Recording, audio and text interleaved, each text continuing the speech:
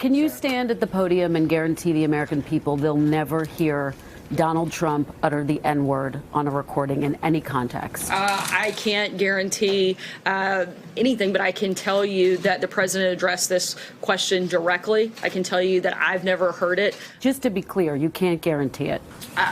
Look, I haven't been in every single room. I can tell you the president has addressed this directly.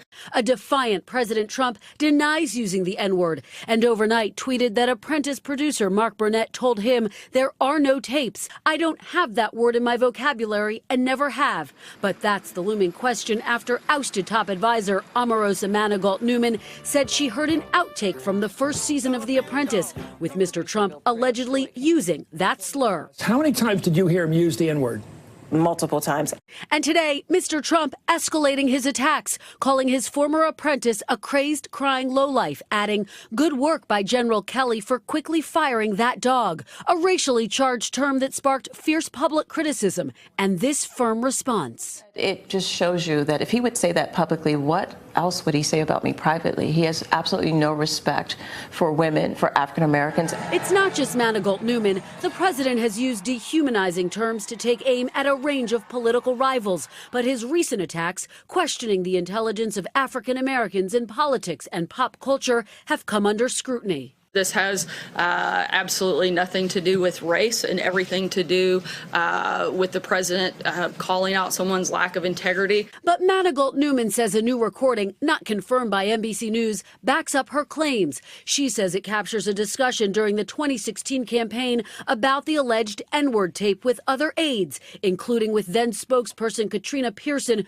who seemed to address the charges. Yeah, said it. No, he said it. He's embarrassed.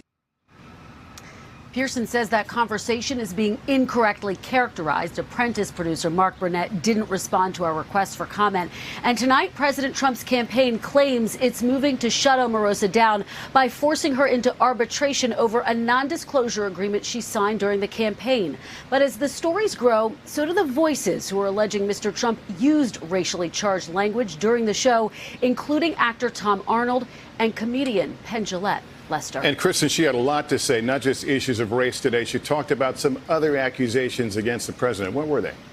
She did. Lester Manigault-Newman told NBC's Katie Tur today that she has been interviewed by the special counsel and added she would be willing to speak with them again and turn over her tapes. And in another potential bombshell, Manigault-Newman said the president absolutely knew about the emails stolen from the Clinton campaign before they were released by WikiLeaks, but declined to give any evidence. No response from the White House or the special counsel about all of that. Hey, NBC News fans, thanks for checking out our YouTube channel. Subscribe by clicking on that button down here and click on any of the videos over here to watch the latest interviews, show highlights, and digital exclusives.